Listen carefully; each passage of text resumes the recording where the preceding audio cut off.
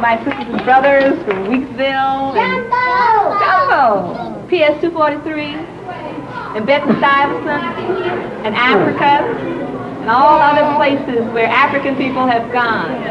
Yeah. What was this place outside here once upon a time? Outside the school. What was it called? Weeksville. Weeksville. And that was over 150 years ago. And who lived there? What kinds of people lived in Weeksville? African people.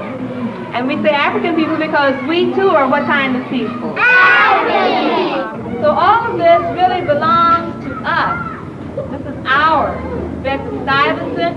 This is Weeksville. This is a part of Africa that's been moved over to where we are. Okay. This is the kind of education which is meaningful today because we are no longer talking about history in just an isolated sense. We're trying to make history something which relates to what's happening today because I'm sure we all feel that today we have a need for a lot of new things, especially for the survival of our children. And so we want them to know about patterns of family living as it existed in Africa, as we can find today even in South America, so that where people have lived and survived under oppression, under exploitation, how they've done this is the question that we're asking. We're standing now in Bedford-Stuyvesant in Brooklyn, New York. And what you see happening is a part of the community itself digging up its racial pride. You see Boy Scouts down there digging now, and others have been digging for the last few years, old houses that have been torn down, going down in old basements, digging out of old wells, and finding that once here in this very spot where we are, there existed a colony of black people, free people, who lived together in this place called Weeksville. And through the efforts of everyone from senior citizens to the youngest child, the community itself has been trying to revive its past and to rediscover its heritage and to use it to make themselves feel stronger and prouder of who they really are. And our project, Project Weeksville, is involved with all of these things. Urban archaeology, we're doing historical research, we're trying to find new methods of rediscovering what happened during the 19th century to the groups of black people who lived here. We're also bringing it up to date, trying to use it in education, especially with our younger children, so that we are doing teacher training, we're writing curricula, we are doing all sorts of experimental cultural programs so that we can see what really happens to people when they start themselves becoming involved in finding out who they are and especially doing something, not just sitting reading a book about it, but digging with a pick and a shovel and going in old houses and seeing children themselves become transformed from small little capsule people into people of the whole world. Now when we say Watu Wazuri, when we say beautiful people, we're talking about you and all the things that you're going to become in this world. Like who knows what parents might become? Because we come from a long line of beautiful warriors and kings and queens. There were great kingdoms in Africa where people had libraries, where there were scholars, Monique, there were scholars, people who could read books, who wrote books, people who wrote books, the books that you read. These were all in Africa, Tracy. Now, we know a few words in Africa. We know that we are African people, no matter where we are. Now, let's say our chant that we say. Once upon a time, all the black children in the world live. Okay, so that when we speak about our sisters, we say what word? Dada! All right, well, all the Dadas hold up their hands. No. All the Dada. And this doesn't mean just a certain age. This doesn't mean 5 years old or 6 years old. It means 50 years old or 30 years old. Now, what's another word? What's the word for lion? All right, would all the Simbas hold up their hands? Let me see all of my Simbas. That means you are the warriors of our people. All right, let me hear you say that word again. Simba! Once more. Simba! Simba, you are the ones we will follow. We will look up to you because you are going to protect us always. Isn't that right? Yes. Aren't they handsome sisters? Yes. Don't we have some beautiful brothers? Beautiful Simba. Simba. What began with the discovery of relics from a black community dating back to the Civil War period has mushroomed into a coordinated program including black historical research, scientific study of the remains, and a different approach to educating black children. Working on Project Weeksville along with Director Barbara Jackson, a former Syracuse University professor, our brother Robert Swan, research scientist in charge of historical research, and William Harley, a longtime resident in charge of the archaeological digging. But this is one of the old jars that was dug up across the street in Weeksville. This here army boot came out of an attic of a house across the street. This was a Civil War. This here is a shoe lace for a small child. In those days, the father used to mend the children's shoes, which is known as cobbling. This here is a chimney sweep. The Indians call it a bison. Well, this here was let down in the chimney from the top of the roof. Then the guy in the bottom would pull down, and the fellow on the roof would pull up and down. That's how they got the soot out of the chimney. We can also say that we're trying to dig out black pride by investigating the history of Weeksville. Because here we have a community, a black community that existed approximately in the early 1830s that was apparently self-contained. Here on the map you can see we have the small community is located right about here, where you have a colored school, you have two churches, a Baptist church and African Methodist church, you have an African Civilization Society branch, you also have a Howard Orphan Asylum, and you have a home for the aged, all existing within this small community in Bedford-Stuyvesant about 125 years ago. The white press characteristically described Weeksville as a rundown, drunken, dirty, infested community. But historical research evidently shows that this is not really true. The fact that you have at least half a dozen social and economic institutions where the blacks ran and administered these institutions themselves sort of contradict this. The most important document uncovered by Mr. Harley's group is this Constitution and bylaws of an organization called the Abyssinian Benevolent Daughters of Esther Association. Well, this was found in the attic of a house across the street in 1601 Dean Street. The order of the Abyssinian Daughters of Esther were a group started by black women, because in those days the whites wouldn't insure no blacks in the insurance company. So they formed this organization of their own. The bylaws, for example, stated that persons had to contribute, let's say, 50 cents a month to the organization, and if anyone got sick, they were entitled to, let's say, $2 a month until they were well or out of bed. They were also had provisions for burial benefits. Like each person, each member who died was allowed $20 for burial. Who's coming now? Mr. Harley! Mr. Harley's weekly visit to the classroom is a source of great delight to the children and serves to introduce them to the history of their community. Now we're going to sing our song. What's the name of the song?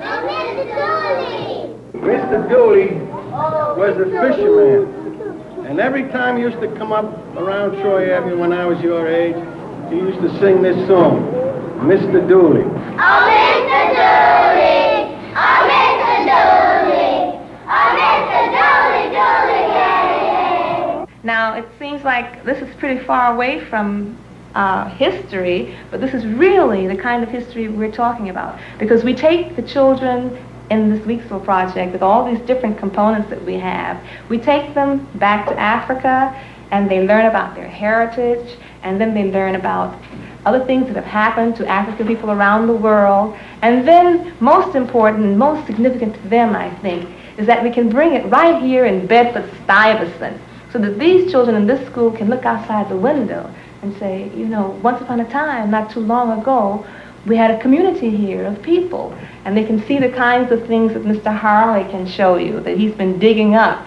that the people actually used. And then they can translate this in their imaginative ways. Like, these are some surviving houses from Weeksville, which have been made into historical landmarks.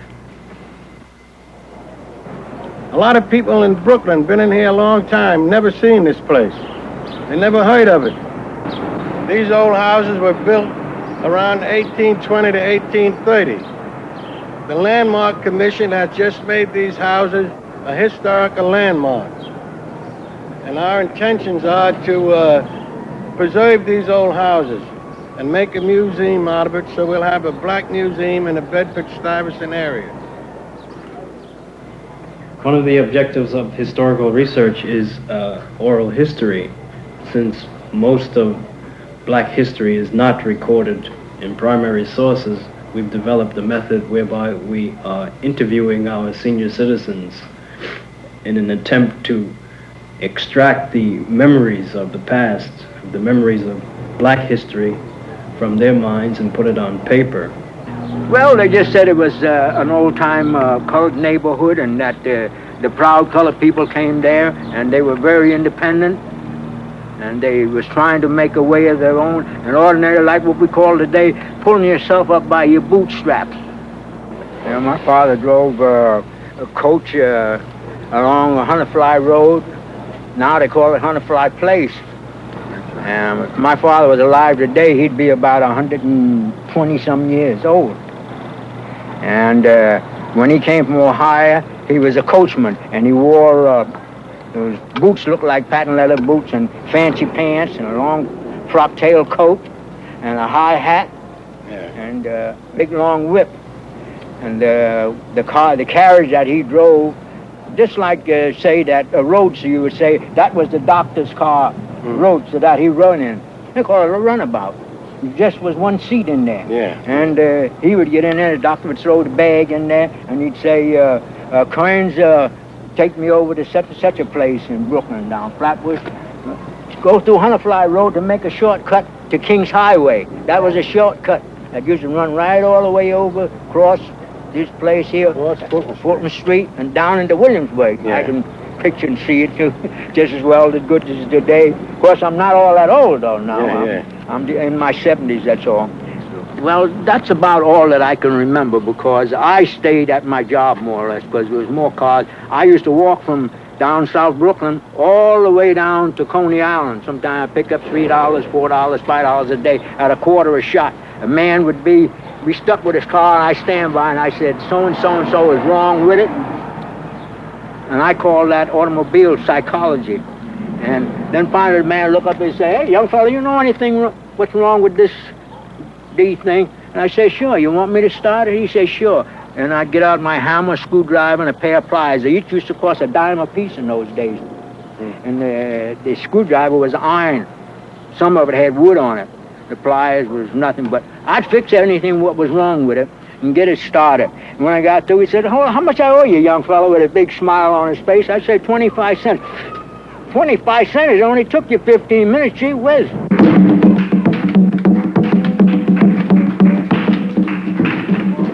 The idea of Project Weeksville is to help the children see the continuity of black history, linking Africa to Weeksville, and then to present-day Brooklyn. Here they recreate African village scenes. The Simbas, or brothers, bring their day's catch of fish in their boats. Then the Dadas, or sisters, come to the riverbank and receive the fish. Finally, all join in a dance of celebration. Study of our African heritage is designed to instill in the children an awareness of their cultural past and will generate a pride in being black. This should in turn help them in dealing with their everyday life problems.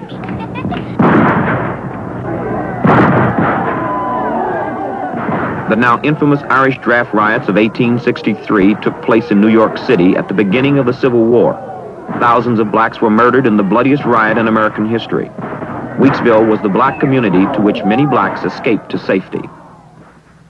The racial relations at that time were really horrible. You have a tremendous polarity between the blacks and the Irish, for example, simply because the history of the war itself more or less induced this tension, because it was more or less a discrimination against the lower class, and the lower class Irish took their frustrations out on the easiest people to take their frustrations out on. The whites, in order to avoid the draft, had to pay $250 or $300, and they could avoid the draft. But being poor white, they didn't have that money, so they started a riot, and they directed it against the Negroes, the persons that were supposed to have been the cause for the war.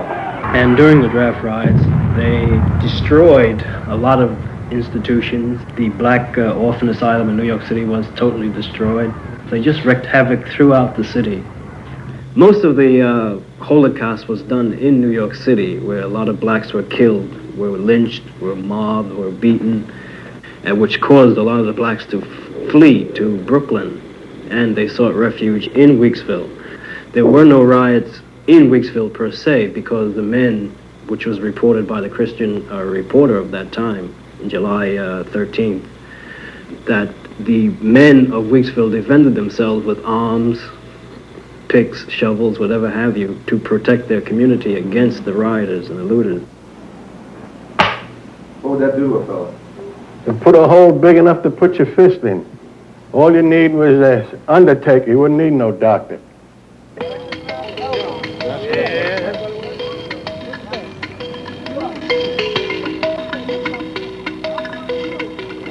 During Weeksville, people were living under a lot of pain. There was a lot of conflict going on, so that they had to take care of themselves, help each other, and build this kind of beautiful unity that we're talking about so much today, that we want across the country and all of our communities. A unity, or umoja as it's called in Swahili, which makes even our children able to make the kinds of things and to think the kinds of thoughts about themselves which make them stay and survive and get us strength.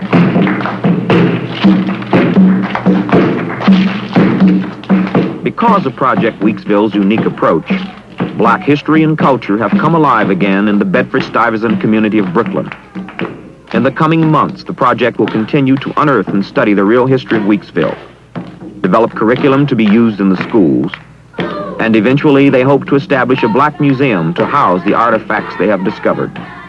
All a part of digging for black pride.